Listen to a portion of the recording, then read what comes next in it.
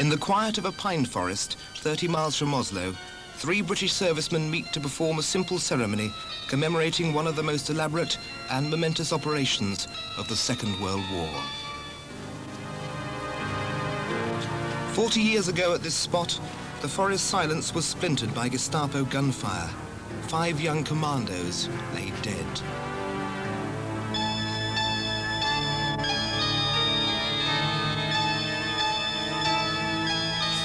Their deaths and those of their comrades elsewhere in Norway marked the end of the beginning of a battle to deny Germany the ultimate weapon of war, the atom bomb. 40 years on, in tribute to those who died and those who triumphed and lived, commandos from the Royal Marines, SAS and Royal Engineers gathered to reenact the task set for the men who were glamorized by Hollywood as the heroes of Telemark.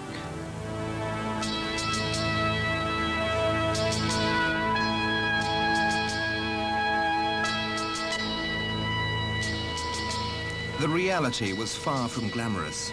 34 British soldiers and an equal number of Norwegian civilians died before the battle was won.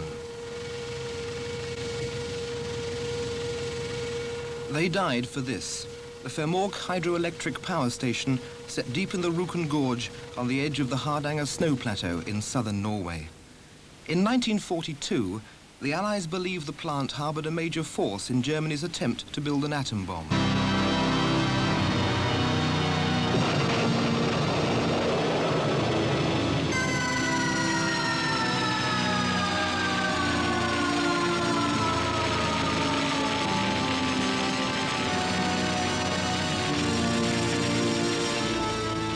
It was in 1941 that Allied intelligence chiefs received the news they'd been dreading.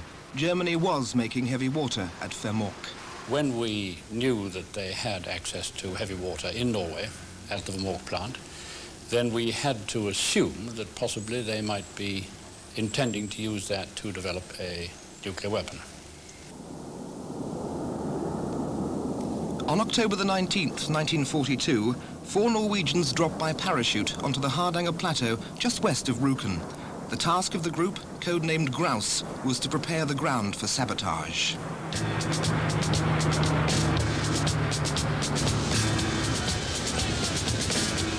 It was here that the modern commandos began their reenactment. They weren't deceived by clear Norwegian skies. Only days before, 2 colleagues died in a sudden, ferocious blizzard.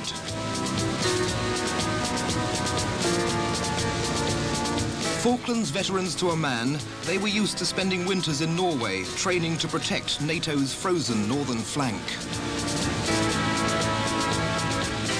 Now there was a chance to test their endurance against that of the finest Arctic commandos of World War II.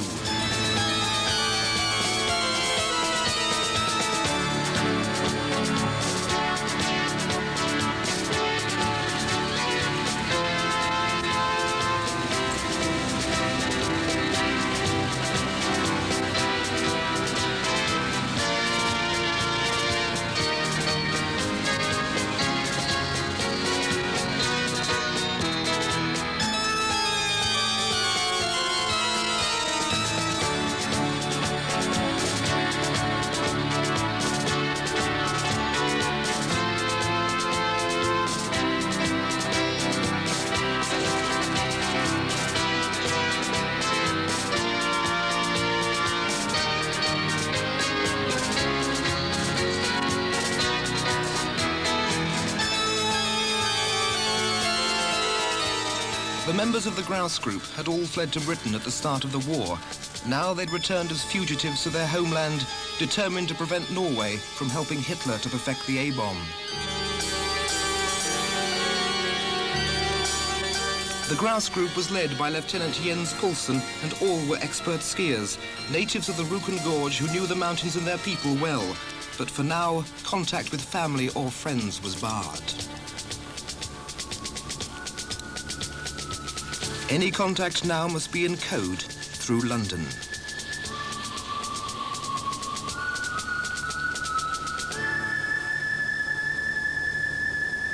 I was a wireless operator of the group, and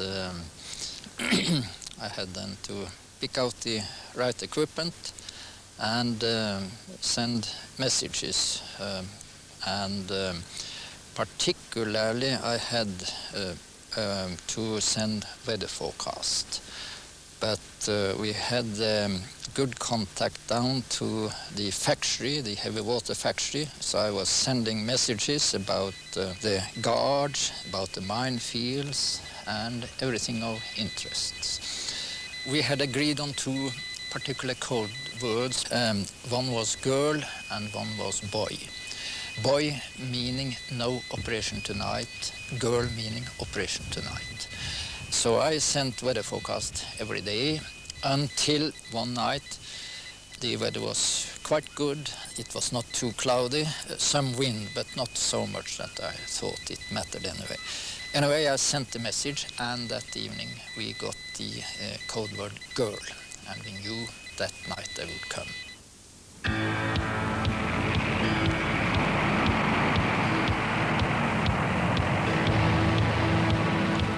Operation Freshman was ironically named. The 30 young commandos who were pitched at Norway in two gliders knew nothing of the Hardanger Plateau and couldn't even ski. In the end, their inexperience didn't matter.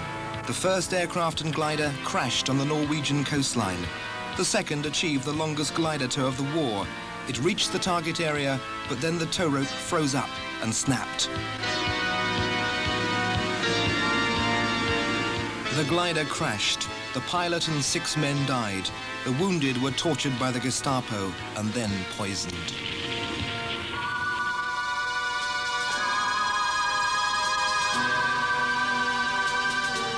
The remaining 5 were taken to the Greenie concentration camp on the borders of this pine forest, where they too were tortured. Finally, they were taken into the forest and shot. That was the end of Operation Freshman. It had been a total disaster and had sacrificed 34 young lives. Of Freshman, the Grouse team was still in the mountains, and the Germans suspected they were there. Maps showing the heavy water plant had been found on the crashed gliders.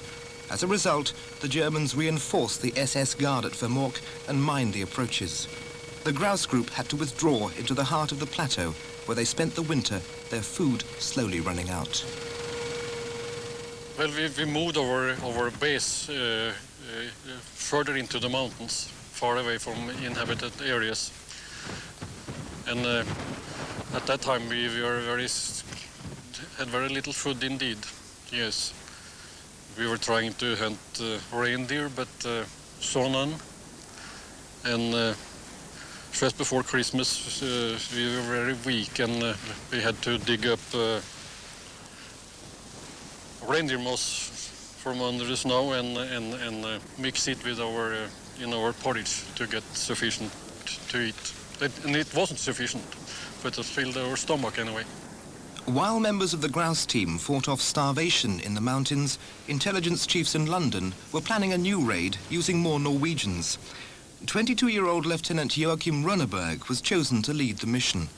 Like the men of Grouse, his team were expert skiers, and all but one came from Rjukan. Operation Gunnerside dropped onto the plateau on the night of February the 16th, 1943. They landed 30 miles off target. The day after they had been dropped, we got one of the worst storms I think I've experienced up in the mountains. Klaus and Jens tried to go out to the place where we believed they were dropped, but they just had to turn. It was absolutely impossible to move at all. Gunnerside had been extremely lucky because they were dropped just outside a big cottage with lots of birch wood in it and big oven. So they gathered their equipment, and I think they stayed there for about 5 days. Today's commandos aim to follow the route taken by the original saboteurs as closely as possible. They took every opportunity to check details with the Gunnerside leader, Joachim Runneberg. And so we had a snowstorm which raged for 5 days, and it was one of the worst snowstorms I have ever experienced. We met the others after this storm had blown out after about 6 days. We skied for about 40-50 kilometers to meet them.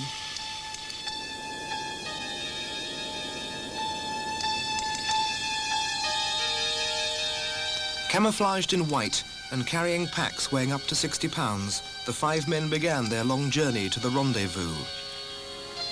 Each carried survival rations and a Tommy gun, and between them they had enough detonators and explosives to blow up the plant several times over. The weather was relatively kind, but temperatures dropped to 30 degrees below freezing point. In 2 days, the exhausted Norwegians covered 30 miles and reached their destination.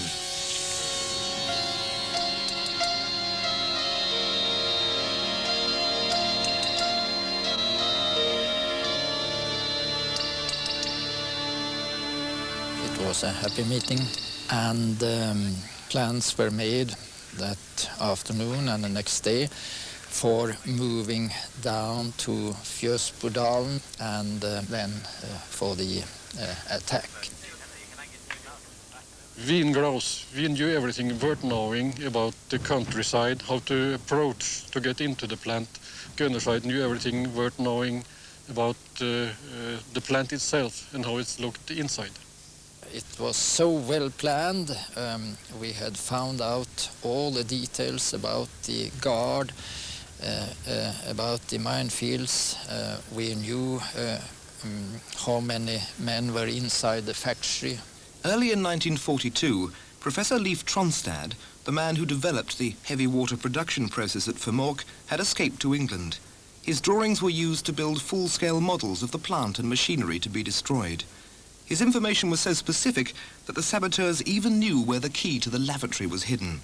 Runneberg's team practiced on the models until they could lay their charges blindfolded. When we got down in the Rjukan Valley, we had decided that we would cross from the northern side to the southern side. The factory was on the southern side, and we came to the valley from north. And the local people said that you couldn't cross this narrow gorge, but we had found our own way. Imagine back 40 years, the original group making a descent very similar to this. Their weapons over their shoulders. They used Tommy guns in those days. And rucksacks on their backs full of the explosives necessary to blow up the heavy water cells in the plant.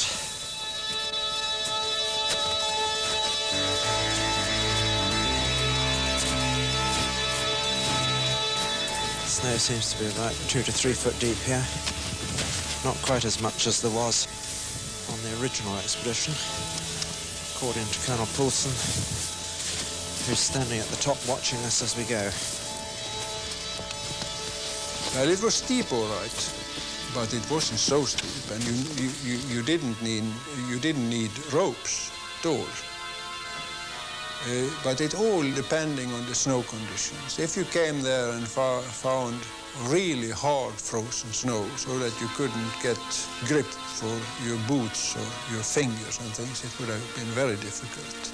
Even if there were some trees along the drop, sometimes going down, you could look for a tree and decide that I'm going to cling my arms around that stump when I pass, and that sort of thing.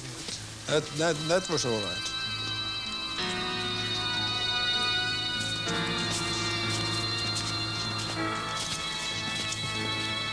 Now starting the ascent proper on the other side. Deep snow running down from an enormous frozen waterfall about 30 foot across and about 50 foot high. Incredible steely blue. Looks just like a cathedral against the rock. Corporal Nickel ahead of me, kicking the steps in. I'm getting steeper. Very soft snow. Very rotten. Toes down. Hands down. Climb on 3 points.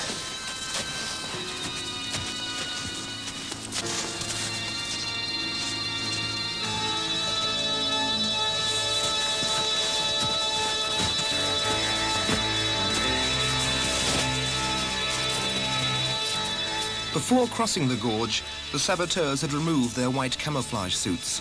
Underneath, they wore British army uniforms. If the Germans discovered that Norwegians had carried out the raid, massive reprisals would be taken against local civilians. This was the end of the reenactment. The commandos from units based in the southwest of England had skied 80 miles in 5 days across Norway's mountains and frozen lakes. 40 years ago at this point, things were far from over. We found our own way in and we did the job, used about half an hour. It was planned that we should have 2 minutes delay on the fuses, and therefore we were just outside the doors when the explosion came and we knew that the job was done. Every heavy water cell was destroyed in the explosion. The Germans remained unaware of what had happened, and the saboteurs escaped without a shot being fired. We didn't think we would have been able to get out without being detected by the Germans. I think we thought that we would have had to fight our way out, and well, I don't think we thought we would have got away. I got the news that the raid had been a success and I could send that message. And I got a nice message back with congratulations to the boys. I think it was absolutely brilliant militarily. I think it was very heroic, and I think it was one of the most successful raids that we conducted. You can only really have the very highest regard for them because the original party, the Recce party, Operation Grouse, were on the plateau for nearly 5 months. And we've been only up on the plateau for about a week. And as we came down through the trees on the gorge that you can see behind, all of a sudden we got the view of this power plant shrouded in mist, and it was terribly striking. And I can just imagine what was going through the minds of the saboteurs when they came down that same route. They must have thought, there's our objective. I wonder if we'll ever get out of there alive, because their chances of doing so were pretty minimal. After reaching the safety of the plateau, the saboteurs split into 2 groups. One, fully armed and in uniform, skied clear away across Norway to the safety of neutral Sweden. The others remained on the plateau and managed to evade 3,000 German troops sent to catch them. Operation Gunnerside had been a complete success.